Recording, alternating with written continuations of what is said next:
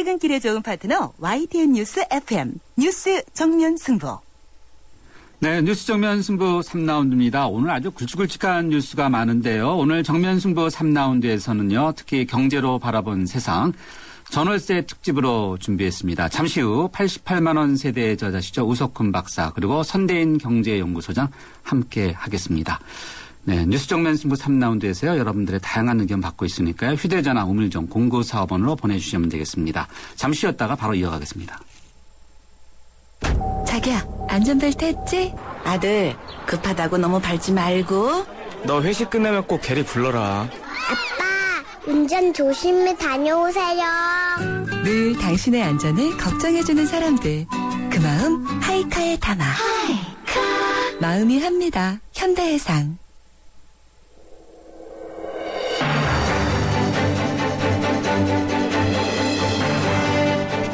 뉴스와 유쾌한 한판. 뉴스 정면 승부. 진짜 경제 이야기. 경제로 보는 세상. 네, 오늘 특집 준비했습니다. 가을 이사철을 앞두고 전세 대란 아주 심하다 이런 이야기가 많이 나오고 있죠. 특히 하늘 높은 줄 모르고 치솟고 있고 은행 대출과 전세금을 합쳐서 집값의 70%를 넘는 이른바 깡통 전세가 수도권에만 무려 20만 가구가 된다 이런 이야기도 있습니다. 그래서 그런지 오늘 정부가 전월세 안정 대책을 발표했는데요. 과연 전세값 치솟고 있는지 잡을 수 있는지 그리고 얼어붙은 주택 매매 시장에 활기를 넣을 수 있는지 네, 이거 짚어보도록 하겠습니다. 88만 원 세대의 저자시죠. 성공회대 외래교수인 경제학자 우석훈 박사 자리에 함께 하셨고요. 또 오늘 한 분 더 모셨습니다. 선대인 경제연구소 소장 선대인 소장님 모셨습니다. 네, 청취자 여러분들도요. 방송 듣다 두 분께 궁금하신 점 또 의견 있으시면요. 짧은 문자 50원, 긴 문자는 100원의 유료 문자인데요. 휴대전화 우물정 0945번으로 보내주시면 방송에서 함께 하겠습니다. 네, 두 분 안녕하십니까? 예, 안녕하세요. 네, 안녕하세요. 네, 반갑습니다. 예, 반갑습니다. 오늘 뭐 뉴스가 굉장히 많은데 사실 지금 통합진보당에 대한 이제 국정원의 수사도 있지만 한편으로는 서민들 입장에서 보면 이 집 문제가 얼마나 중요하겠습니까? 특히 전세 파동 문제 있는데 먼저 오늘 대책, 정부 대책 어떻게 보고 계신지 뭐 두 분 들어보는데 먼저 오늘 처음 오셨으니까 선대인 소장님 뭐 어떻게 보시는지 한번 간단히 짚어주실까요? 뭐 길게 이야기할 거니까 모두에 짧게 말씀드리면요. 예.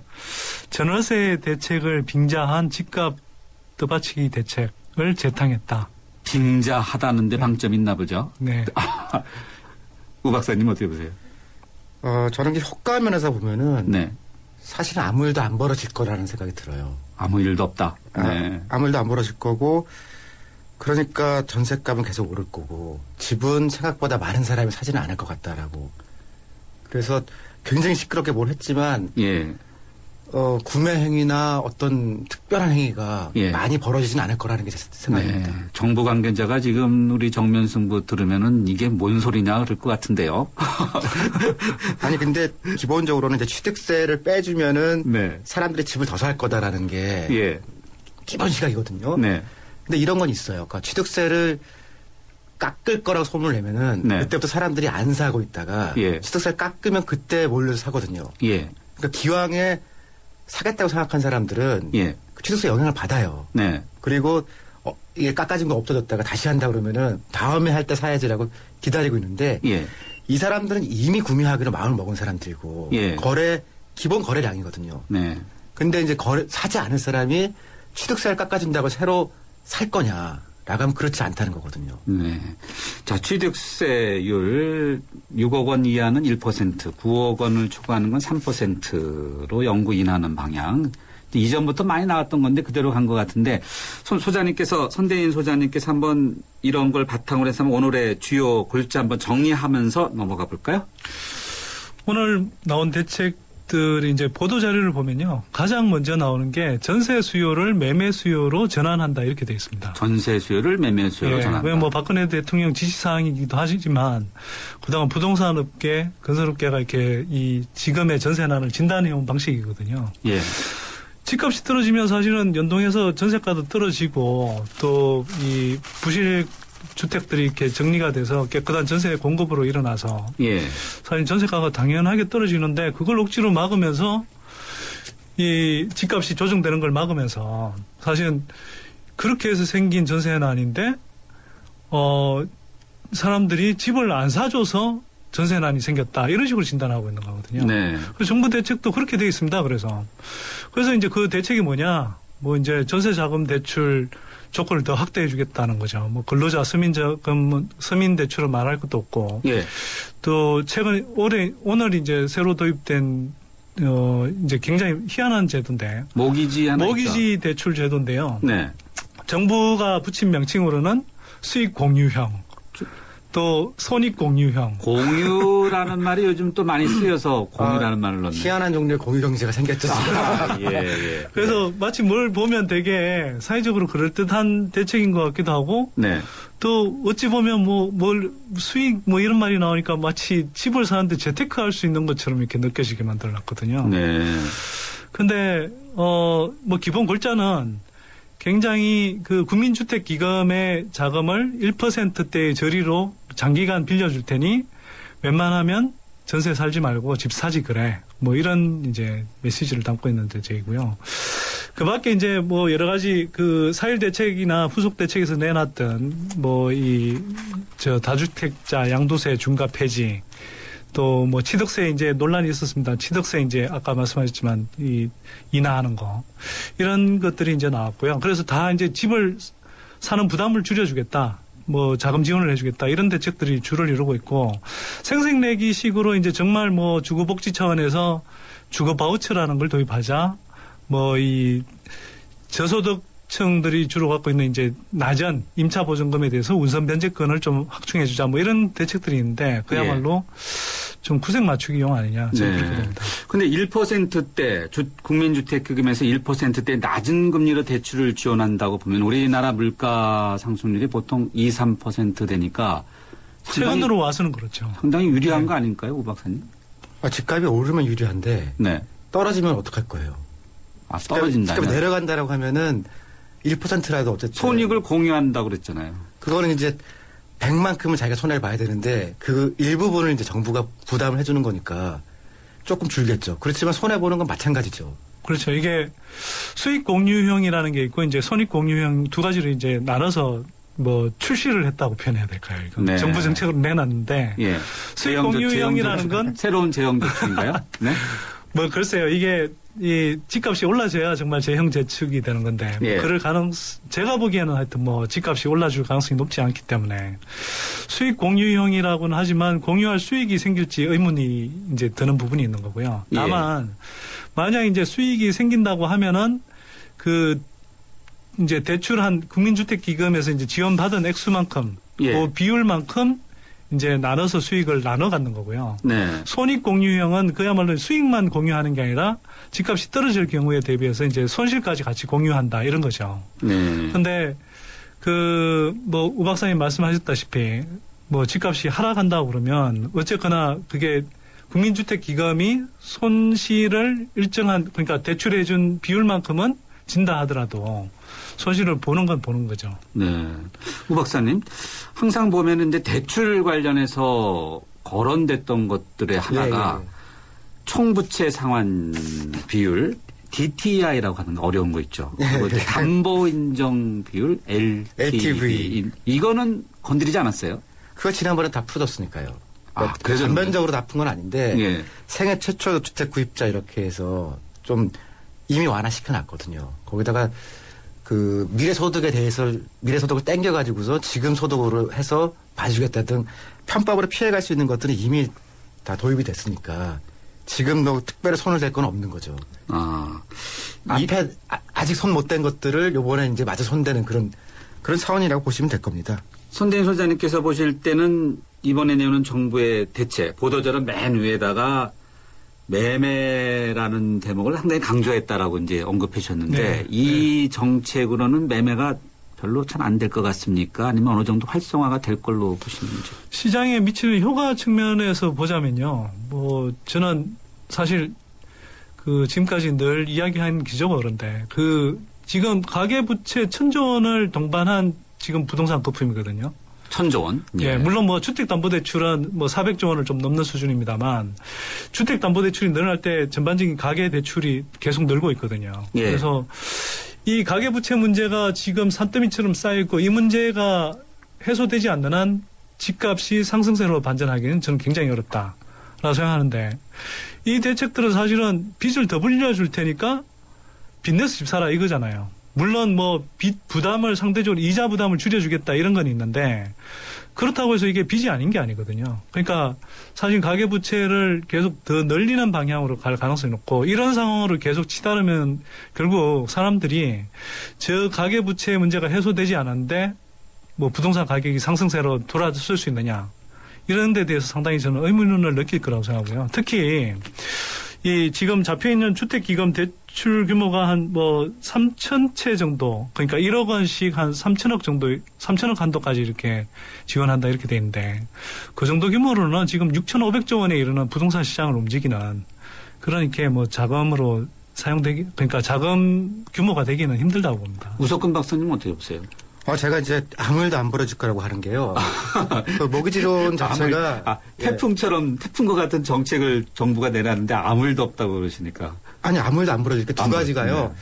지금 모기지론 같은 경우는 3,000채이기 때문에 예. 이거 갖고는 전체 대세에 아무 영향이 없고요. 그다음 두 번째는 취득세를 그 전에 감면했을 때는 순간적이지만 진짜로 감면해 준 거거든요. 예. 근데 요번에 세제 개편안이 이전에 또 있었잖아요. 그렇죠. 그 기본적인 얘기는 보유세는 지금 높이겠다는 계획이 있거든요. 보유세. 네. 네. 지금 취득세를 떨어뜨려주는 대신에 지자체에서는 세금 우리 세수를 확보해달라. 그러니까 예. 보유세를 늘릴 거거든요. 그럼 집을 살 때 세금을 안 냈지만 집을 갖고 있는 보유 단계에서는 세금이 늘 거거든요. 이대로 하면은. 네. 그러니까 지금 낼 거냐 나눠서 낼 거냐인 거니까 사실 지금 이 대책은 영구 대책으로 돼 있지만 주택을 사서 가지고 있을 사람한테는 세금이 주는 게 아니에요. 결국 비슷비슷하다. 살 때 낼 건지 가지고 있다가 천천히 낼 건지. 네. 그 조금 부연 설명하면요. 네. 취득세로 인한 거래 활성화 효과는 아까 우 박사님이 잘 표현하셨는데 박연세일로 치면요. 이 두 가지 효과가 있지 않습니까? 원래 물건을 안 살려던 사람이 싼 맛에 사는 효과. 예. 그다음에 두 번째는 원래 살려고 했던 사람이 그냥 박연세일 기간 중에 사는 효과. 이 두 가지인데 취득세 완화해 준 건 원래 안 살려던 사람이 사는 효과는 거의 없고요. 네. 그냥 원래 살렸던 사람이 그 취득세 감면해 주니까 산 거거든요. 네. 그게 이제 맞춰가지고서. 두 분이 같은 견해였어요. 아니요, 그게 같은 견해가 아니라 이거는 사실은 팩트입니다. 왜냐하면 견해가 아니라 팩트예요. 네, 왜 팩트라고 제가 말씀드리냐면 네. 그 취득세 감면 전후로 해서 일어나는 거래 절벽이 있고 거래가 몰리는 경향이 있고 그 이후에는 거래 절벽 현상이 생기지 않습니까? 네. 그걸 평균 내버리면요. 그 이전에 계속 지속되어 오던 거래량 평균하고 똑같습니다. 쉽게 말해서 그 취득세 감면으로 인해서 집을 더 사준 그러니까 안 살 사람이 산 경우가 거의 없다라는 것이죠. 네. 그러니까 이거는 결국은 네. 지방 세수만 축내고 네. 거래 활성화 효과는 없는 굉장히 멍청한 정책이라는 거죠. 청취자분이 이제 취득세에 대해서 질문 주신 게 있는데 하나 정리하고 가겠습니다. 3285님인데요. 취득세 소급 적용 예상은 어떻게 하시나요? 일단 취득세 연구 인하 시행 시기는 이제 국회에서 결정한다고 돼 있고 아직 결정된 건 아니죠. 그럼 소급 적용 그렇죠? 네. 그건 저희한테 물을 게 아니라 아니죠. 네. 국토해양부에 질의해야 되니까. 일단 정리하고. 정부 생각은 소급해주고 싶은 거예요. 해주고 싶은데 이제 여야 간의 또 의견은 어떻게 될지 모르죠. 형평성 문제 때문에 이제. 예. 근데 해주고 싶죠. 그리고 해주고 싶은데 진짜로 우리가 해줄 거다라는 걸 이제 확신시키고 싶은데요. 네. 근데 조금 전에 이제 백화점 박앤세일 비유가 있으니까 예. 그 얘기 조금 더 해보면은 30% 세일 있고 50% 세일 있고 그렇잖아요. 네. 그런데 충동 구매를 하죠. 70% 세일도 있어요. 네. 근데 이거는 1% 미만이거든요. 네. 그러니까 취득세가 크다고 하더라도 몇 억짜리 물건을 사는데 네. 그 1% 미만의 비용 때문에 의사결정을 바꾸진 않거든요. 10% 15% 정도 되는 그런 변화가 아니라면은 실제 이것 때문에 더 사거나 안 살 집을 사는 사람은 거의 없을 거라 이거죠. 2119님인데요. 저는 모기지론 대상자입니다. 그러면은 언제 집을 사야 되나요? 이분이 질문이 핵심 같아요. 소장님 어떻게 보세요? 선대 소장님. 그 개별 개개인별로 뭐 사정이 다르기 때문에 그렇겠죠. 제가 일괄적으로 말씀드리지는 힘든데요. 네. 집값은 앞으로도 떨어질 가능성이 높고 경우에 따라서는 지금 뭐 국내외 경제 상황과 맞물리면서 급락할 가능성도 얼마든지 있거든요.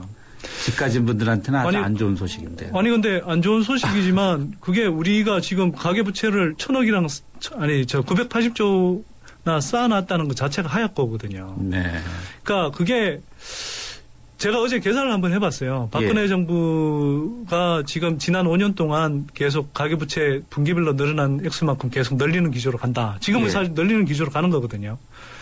임기 말이 되면 1218조 원이 나오더라고요. 지금 980조 원인데. 가계부채 그렇게 늡니까? 예. 그러면 그때 감당할 수 있겠느냐. 물론 또 감당할지도 모르죠. 근데 제가 보기엔 그때까지 그런 속도로 계속 진행이 된다면 한국 경제는 정말 재앙이 닥칠 가능성이 높다고 생각합니다. 그래서 집값은 떨어질 가능성이 높으니 그럼에도 불구하고 저리의 자금이 그러니까 저리의 자금이 탐나고 또 한편으로는 그걸 통해서 물가 상승률을 충분히 상쇄하면서 뭐 금리 차이까지 노릴 수 있겠다. 뭐 그런 생각을 하신다면 굳이 말릴 수는 없겠죠. 네.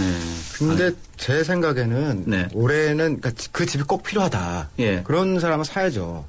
그런데 당장 꼭 필요하신 분은 사도 된다. 그러니까 거기 계속 살 사람이면 사실 올라가든지 내려가든지 거의 비슷하거든요. 융자가 많지 않다면. 근데 이제 투자나 이런 걸 생각하시는 분들은 실제로 지금 우리가 보는 거는 투매가 있을 거냐 없을 거냐를 보고 있거든요. 투매라는 내 던진다는 겁니까? 산다는 걸 말합니다. 투매는 당연히 던지는 거죠. 파는 거죠. 그래서 정부 대책이 지금까지 준 효과는 뭐냐면은 실제로 가격을 올릴 수는 없었는데 투매를 막은 효과가 있었거든요. 근데 이번에 다 던진 건데 그래도 대책이 없으면은 투매가 벌어질지도 모르죠. 억지로 지금 이제 빚 갚아가면서 이자 내가면서 버티고 있던 사람들이 이제는 안 된다고 하면은 투매가 올 수도 있거든요. 그런데 사는 사람 입장에서는 냉정하게 그때 살면 훨씬 싸게 살 수 있죠. 그래서 제가 하여튼 뭐 간단하게 말씀드리면 무리하게 빚내서는 사지 마라. 이게 아무리 저리라 하더라도 빚은 빚이다. 이런 걸 좀 느끼셨으면 좋겠고요.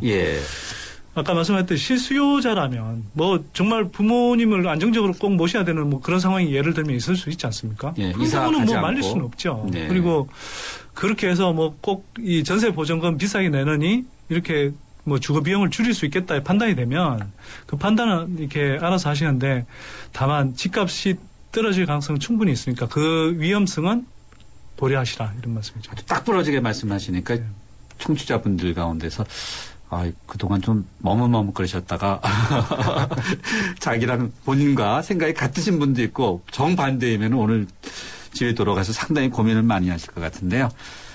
오늘 발표한 전월세 안정 대책 관련해서 궁금하신 거 있으시면요. 의견 또 있으시면요. 휴대전화 우물정 0945번으로 또 50원이 부과되는 유료 문자인데요. 문자 보내주시면 오늘 방송에서 함께 하겠습니다. 오늘 경제를 바라본 세상은 우석훈 박사 그리고 선대인 소장과 함께 특집으로 보내드리고 있습니다. 잠시 쉬었다가 4라운드에서 이어가겠습니다. 평생 친구해 평생 든든 평생 챙겨줘 평생 든든 가족처럼 챙겨주는 참 고마운 사람 참 고마운 사람 교보생명 FP가 찾아갑니다. 교보생명 평생 든든 서비스. 소기업 사장님들, 골목상권 사장님들, 노란우산 공제에 가입하셨죠?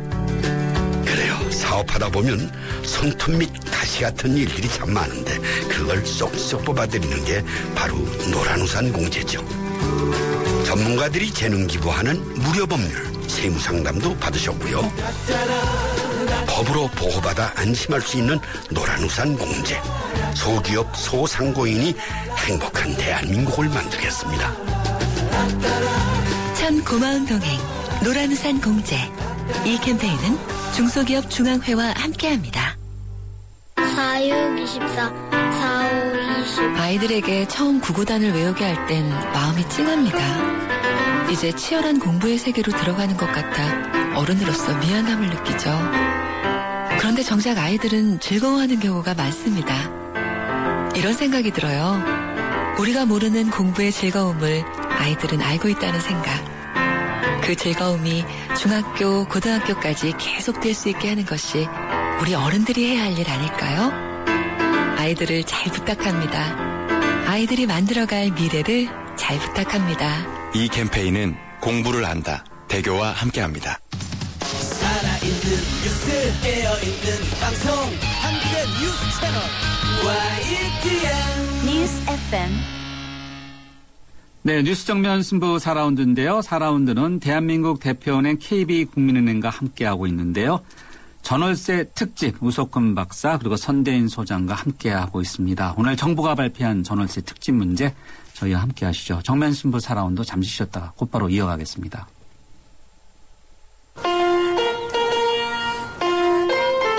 우리 딸은 누구랑 결혼할까? 엄마가 골라줘. 왜? 엄마가 아빠 잘 골랐잖아. 우리 딸 결혼할 때 난 몇 살이지? 인생의 무게가 느껴질 때 동바제 프로밀라이프. 왜 그랬어요? 너 최신의 LTE 아이폰 사드렸는데 왜 그러세요? 넌 나에게 3G도 줬어. 100% LTE가 있는데도 말이야. 이럴 수가. 3G 섞인 LTE. 3G 전환 없는 100% LTE로 완벽하게. LTE도 U+가 진리. LTE 지원 낱말 기준.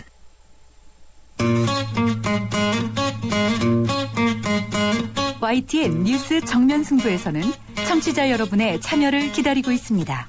프로그램에 관한 의견을 보내주실 분은 휴대전화번호 샵 0945번으로 50원의 유료 문자를 보내주세요. 전화 참여는 서울전화 02-771-0945번으로 하실 수 있습니다. 여러분의 많은 참여를 기다리고 있겠습니다. 네, 경제를 바라본 세상. 오늘은 전월세 대책에 대해서 집중적으로 알아보고 있습니다. 88만 원 세대 저자시죠. 우석훈 박사 그리고 선대인 경제연구소의 선대인 소장이 함께하고 계십니다.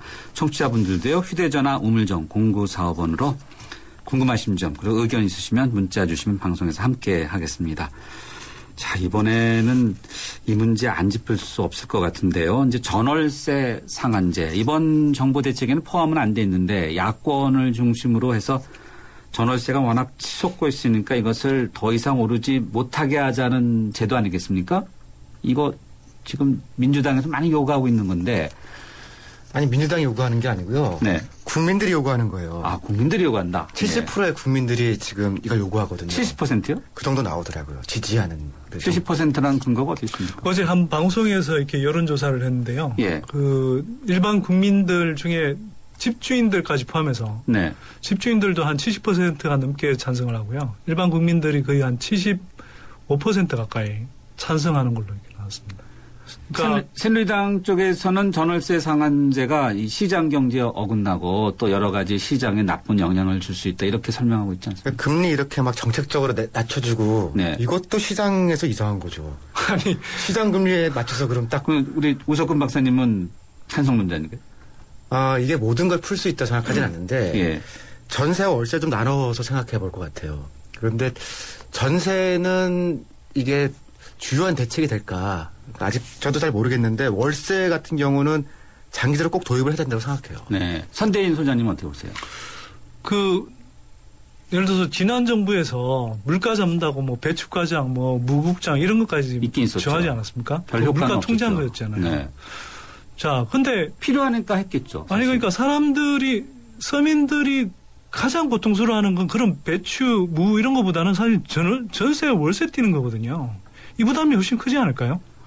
그래서 그거 잡아두려고 그러면 전월세 상한제를 도입해달라고 이야기를 하는데 이게 이제 반시장적이라면 그러면 지난 정부에서 지금 정부들이 다 내놓았던 대책들을 보면 지금 사실은 미분양 물량을 매입해준다. 또 뭐 아까 이제 우 박사님 말씀하셨지만 이게 주택 모기지론 이게 정부 국민주택기금으로 사실은 손실을 따낼 가능성도 있거든요. 집값이 떨어지면.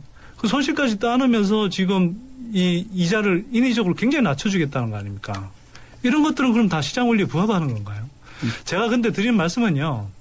전월세 상한제는 저는 효과가 있다고 생각합니다. 다만 좀 이 전월세 상한제라고 그러니까 가격 통제만 자꾸 생각을 하는데 그뿐만 아니라 예를 들어서 임대료를 협의하고 또 임대료에 관해서 이제 분쟁이 생겼을 때 임차인과 임대인 집단이 이렇게 서로 협의하고 분쟁 조절을 할 수 있는 기구.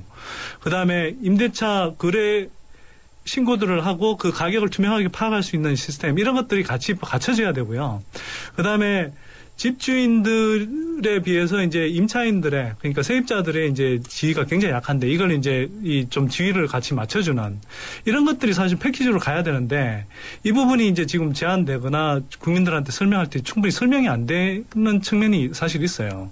근데 우리가 전월세 상한제의 효과가 지금 뭐 유럽이나 독일을 비롯한 유럽 각국에서 이렇게 도입해서 상당한 효과를 낳았는데 그러면 그런 효과를 낳은 사례들을 연구해서 가능하면 도입하는 방향으로 이렇게 긍정적으로 충분히 검토할 수 있는데도 불구하고 이걸 자꾸 뭐 공포감부터 조성하는 이런 것들은 사실 바람직한 그런 이 논의의 방향은 아니라고 생각합니다. 우석군 박사님은 어떻게 보세요? 저는 뭐 효과가 직접적으로 있을 건지에 대해서는 이제 조금 시뮬레이션을 해봐야 되는데 예.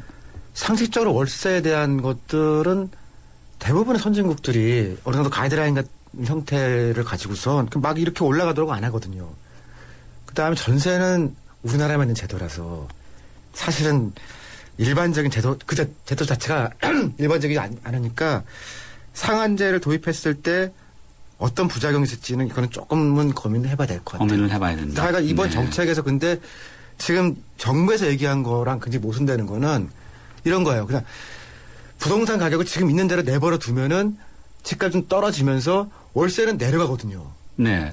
그냥 도도 사실 내려가요. 그런데 정부가 국민의 돈, 그러니까 집이 없는 사람의 돈을 끌어다 써서라도 집값을 부양하겠다는 거 아니에요.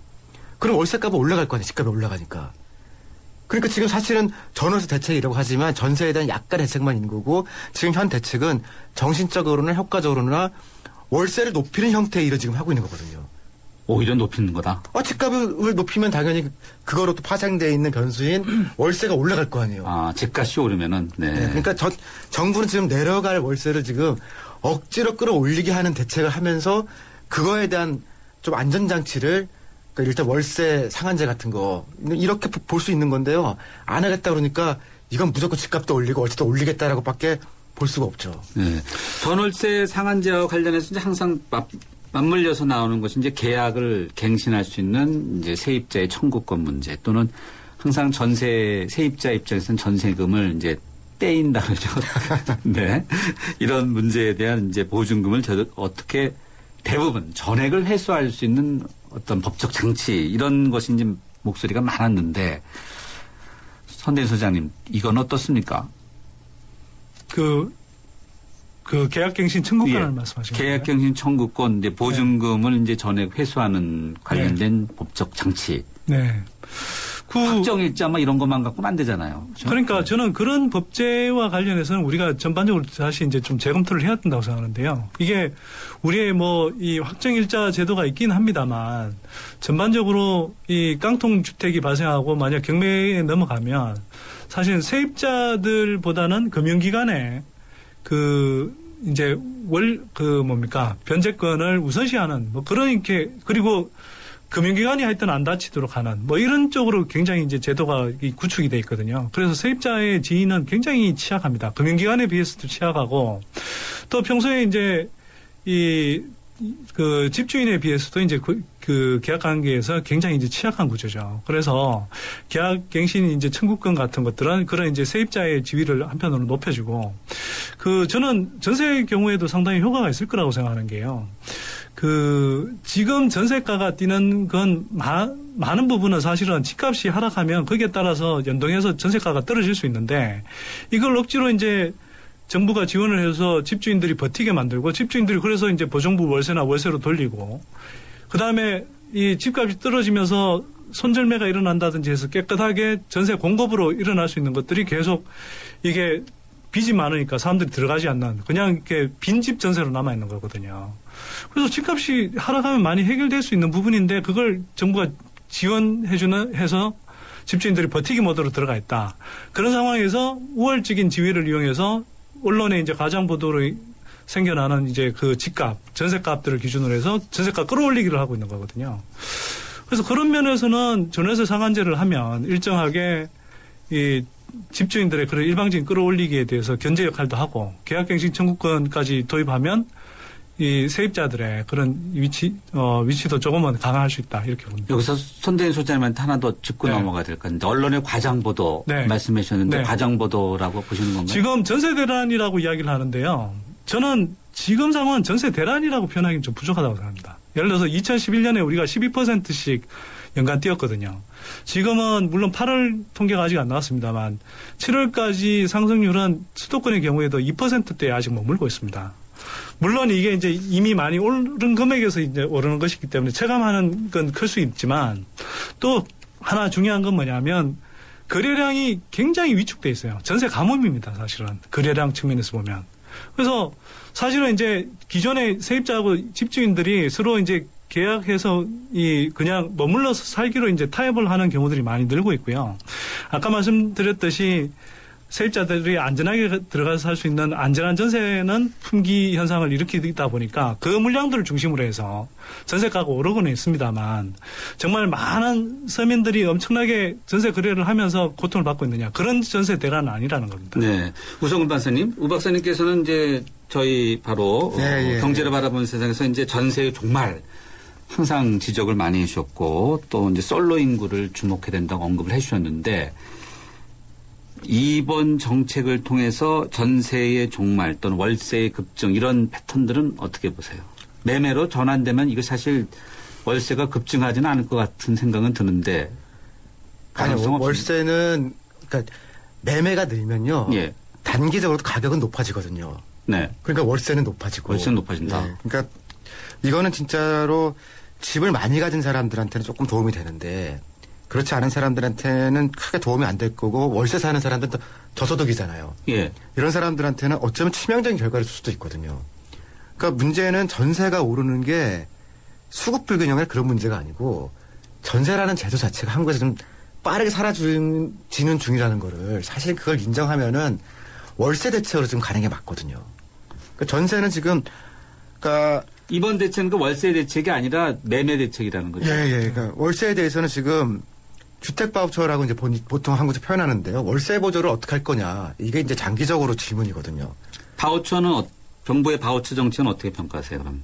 그거는 맞는데 지금 서울시에서 하고 있는 게 제가 알기로 한 300억 정도 규모거든요. 그러니까 그만큼 돈을 마련해놓고서 먼저 신청하는 사람들이 다 신청이 끝나면 소진되거든요. 그러니까 이거를 국민 규모로 하려면 사실 지금 이 돈이 아니고 월세에 대해서 어떤 식으로 보조를 할 것인가에 대한 장기적 논의를 하고 사회적 합의를 해서 이를테면 뭐 출산에 걸 거냐 혹은 저소득에 걸 거냐 이런 다양한 논의들을 해야 되는데 이거 일단 집값에다 그 돈을 써버리고 나면은 월세 쪽에는 지금 지원해 줄 게 없잖아요.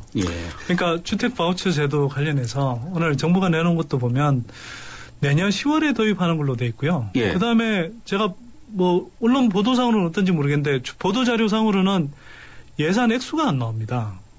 그러니까 아까 말씀드렸잖아요. 정말 기상천외한 몰기지 대출 제도까지 만들어내고 어느 정도로 지원하겠다 이런 것들이 다 나오고 굉장히 즉각적으로 시행할 것처럼 이렇게 하는데 주택 바우처 제도처럼 정말 저 사회에서 가장 주거 약자인 사람들을 위한 주거 복지 대책 이거에 대해서는 정말 반응 속도도 느리고 예산 규모조차도 책정을 안 하고 그래서 이게 그냥 구색이 아까 제가 앞부분에서 말씀드렸지만 구색에 가깝다라는 겁니다. 상식적으로 제가 경험했던 거 말씀드리면요. 어떤 거 경험하죠? 유럽에서는 유학생들도 정부에서 30%에서 40% 월세 보조를 해줘요. 유학생의 경우에도? 그러니까 어디서 유학하셨죠? 저는 프랑스에서 했습니다. 프랑스에서. 네. 좋은 나라네. 아니 근데 이런 거에 너는 소득이 없을 테니까 받아가야겠다라고 해서 한 40에서 50까지 되는 경우 별로 없고 한 3, 40 정도에서 그럼 외국인도 주거든요. 그러니까 이제 그건 소득에 연동시킨 건데 그게 벌써 90년대 다 정착돼 있었거든요. 우리는 근데 지금부터 이제 이걸 하려고 하니까 굉장히 급하고 먼 길을 지금 가야 되는데 지금 중요한 것들은 할 생각을 안 하고 지금 집값만 올리겠다고 하니까 이게 월세 사는 사람들한테는 굉장히 큰 문제죠. 중요한 것들 중에 하나가 공공임대주택 이런 것도 포함되나요? 선대인 소장님 어떻게 보세요? 임대주택. 우리의 당연히 이제 공공임대주택이 많이 늘어나야 된다는 건 이건 뭐 대부분의 뭐 부동산 이야기 하시는 분들은 다 이야기를 하는데요. 이견이 없나요? 이 부분은요? 대체로 이견이 없는데 다만 공급 방식에 대해서 뭐 실제로는 어렵다라고 이제 빼는 분들이 많죠. 주로 이제 건설업계나 부동산 업계를 대변하는 사람들이 공공임대 늘어나야 되긴 하는데 그게 뭐 재정이 어려워지니 뭐 쉽겠느냐.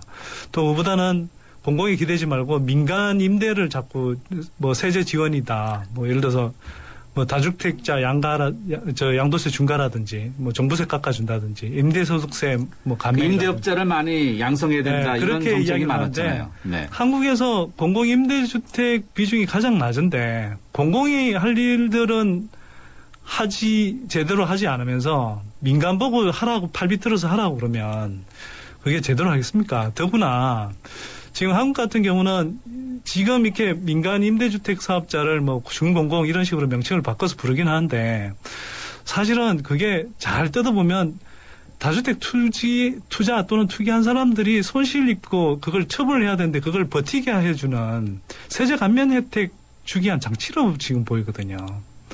그러니까 그런 면에서 상당히 좀 문제가 있죠. 이 대책에 어려운 건 뭐냐면요. 네. 우리나라는 이미 주택보급률이 100%를 넘었거든요. 100%를 넘었다. 그러니까 사실은 모든 국민이 살 수 있는 집이 있는 거예요. 그러면요. 100%를 넘었다. 우리나라 서울의 경우에요. 아파트 평균 매매 가격이 KB국민은행 조사 결과에 따르면은 4억 8,600만 원, 한 5억 원 정도 되는데 5억 원 정도의 집값 수준은 적정한가 아닌가? 손대선 선생님 어떻게 보세요? 그건 제가 답할 건 아닌데요. 저는 제가 쉽게 답할 수 있는 게요. 네. 전 작년에 아파트 팔았는데 네. 2000년대 초반에 제가 계산해 보니까 제가 살던 집을 팔아가지고서는 파리나 일본에 갈 수가 없더라고요. 그런데 한참 부동산 가격이 오른 다음에 보니까 파리든 일본이든 두 채를 살 수가 있어요. 서울에 있던 제 집을 팔면. 네. 그러니까 지금 이걸 팔면은 사실 우리보다 소득이 2배 가까운 나라들의 도시에 살 수 있거든요. 그거는 문제가 있는 거죠. 제가 이제 강연을 다니면서 뭐 많은 사람들한테 일부러 좀 손들어 보게 합니다. 집값이 싸냐 비싸냐 적정하냐. 그러면 뭐라고 답해요? 뭐 일반 서민들뿐만 아니라 예를 들어서 대기업의 임직원들 대상으로 이렇게 강연을 해도요. 심지어 건설업체 사람들 대상으로 강연해도 그 사람들도 다 집값이 비싸다고 그래요. 그냥 보통 그 가격이라는 게 시장에서 이렇게 기대한 수준보다 비싸다라고 생각한다면 그만큼 떨어지기를 바란다는 거거든요. 떨어지게 돼 있고요. 그만큼 과도하다는 뜻입니다. 청취자분, 지금 말씀하시죠. 이 정도 돈이면요. 제가 여러 사람들을 상담해줬는데 금융권에 연봉 1억 원 되는 사람들 있잖아요. 평균 연봉 1억 원이 나와 있어요. 그 사람들이 딱 하우스푸어가 되는 거예요. 이 가격이면. 1억 원 정도 벌어가지고서는 집 살 가능성이 없고. 네. 잠깐만요. 청취자분들 함께 하시죠. 집값, 이거 상당히 예민한 단어입니다. 그래서 이제 청취자분들이 바로 집값에 대해서 이제 많은 의견 주시는데요. 1971님, 두 분 의견에 저는 동감합니다. 그런데 와이프는 자꾸 집을 사자고 합니다. 두 분의 말씀을 믿어도 되겠죠? 아니, 1억 이하로 부채를 갖고 살 수 있으면 고민해 보셔도 되는데요. 1억 이상으로 부채를 지면은 사실은 안 될 거예요. 네. 선대인 소장님에 대한 질문입니다. 2149님인데요. 선대인 소장님, 아직도 아파트 값이 비싸다는 말씀이신가요? 그러면 도대체 앞으로 얼마 정도까지 떨어진다는 거죠? 보통 이제 케이스 실러 지수라는 걸 만든 미국의 이제 대표적인 주택 가격 지수인데요. 그걸 만든 로버트 실러 교수가 이렇게 쭉 한 걸 따져보면 물가 대비해서 이렇게 주택 가격이 늘 이렇게 출렁거리게 돼 있는데 한국의 경우는 물가 추세선에 비해서 지금 한 30% 이상 고평가돼 있고요. 서울의 경우에. 그다음에 소득 추세선으로 따지면 50% 정도는 더 떨어져야 그 소득 수준, 그러니까 추세선 수준으로 이렇게 다가가는 걸로 돼 있습니다. 그만큼 쉽게 말해서 30에서 50% 정도는 제가 보기에는 과도하다 이렇게 봅니다. 네, 아주 집을 사시려는 사람들에게는 정신이 바짝바짝 드는 말씀이실 것 같은데요. 8324님 질문 하나 더 하겠습니다. 하남 강변 미사지구에 84제곱미터 집을 구입할까 고민 중입니다. 현재 1억 4천 전세에 살고 있는데 나머지 금액 대출받아서 집을 구매할까 고민 중입니다. 실거주 생각하고요. 말씀 듣다 보니 그냥 전세 살지 고민됩니다. 조언 바랍니다. 저거는 조금 편한 게요. 네. 저 1억 4천의 전세금이 온전히 자기 돈이면은 조금 더해서 사도 괜찮을 것 같은데요. 많은 경우 1억 4천에 이미 융자가 껴있을 수 있거든요. 그럼 융자가 과도해지죠. 네. 그러니까 자기 돈이 1억 4천이 있다 그러면은 실거주인 경우는 저 정도면 한번 고민해봐도 괜찮을 것 같아요. 1억 4천에 대출을 얼마 더 빌린다고요? 대출 얘기는 뭐 정확하게 써있지는 않은데 네. 나머지 금액 84제곱미터. 하남 미사지구라고 하면 아마 최소 3억대 이상은 다 되는 데거든요. 네. 그러면 그 1억 5천 이상을 더 빌린다는 이야기인데 저는 상당히 좀 과도하게 느껴지고요. 우리가 뭐 지금 워낙 금리가 싸고 뭐 빚내서 집 사는 게 유행인 시절을 지나가다 보니까 1, 2억 대출하는 걸 그렇게 어렵게 생각 안 하는데요. 그 이자 부담은 상당한 겁니다. 그리고 그게 소득도 혹시라도 줄어들거나 집값까지 떨어지면 엄청난 스트레스니까요. 좀 신중하시면 좋겠습니다. 아유, 많은 분들이 집값 아주 예민해갖고 많은 질문들을 주시는데 어느덧 그냥 집값 얘기하다 보니까 시간이 다 가버렸는데 다시 한번 적당한 때 이 집값 문제를 한번 다시 두 분 모시고 다시 한번 짚어봐야 되지 않나 이런 생각이 드는데요. 오늘 두 분 말씀 아쉽지만 여기서 마무리하고요. 청취자분들도 집값 문제 잠시 저희가 다시 한번 모시도록 하겠습니다. 이 정도로 마무리하겠습니다. 두 분 감사합니다. 예, 고맙습니다. 고맙습니다. 8월 뜨거운 여름 쉐보레 쿨한 혜택. 쉐보레 차량 구매 시 쿨하게 최대 150만 원 할인 혜택. 올란도 캡티바 트랙스 구매 시 쿨한 캠핑용 차량 그늘막 지원. 스파크 구매 시 최대 36개월 무이자 할부. 쉐보레 썸머 페스티벌. 전시장 및 홈페이지 참조. 8월 31일까지 스파크 S 제외. SK 이노베이션의 전공은 묻는 겁니다. 석유 안 나면 석유 수출 못해? 자원 없으면 자원 강국 안 돼? 이 질문에서 53조 수출과 16개국 자원 개발이 시작됐죠. 물음이 있는 곳에 이노베이션이 있다. SK 이노베이션. 연아가 알려주는 좋은 물의 조건. 물 드실 땐 꼭 수온지를 확인하세요. 저는 지하 180m 천연 안만수와 드넓은 구규림이 있는 해발 680m 강원도 평창을 꼭 확인해요. 깨끗해. 강원 평창수, 평창 동계올림픽 공식 먹는 샘물.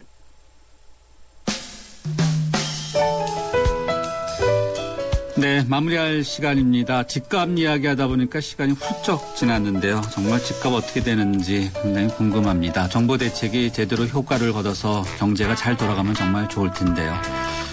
네, 정면승부 저희가 준비한 라운드는 여기까지고 프로듀서 이은지, 네, 기술감독의 허중현, 네, 그리고 작가 정선임, 정은지, 진행의 김상우였습니다. 함께해 주신 여러분 고맙습니다. 내일 뵙겠습니다.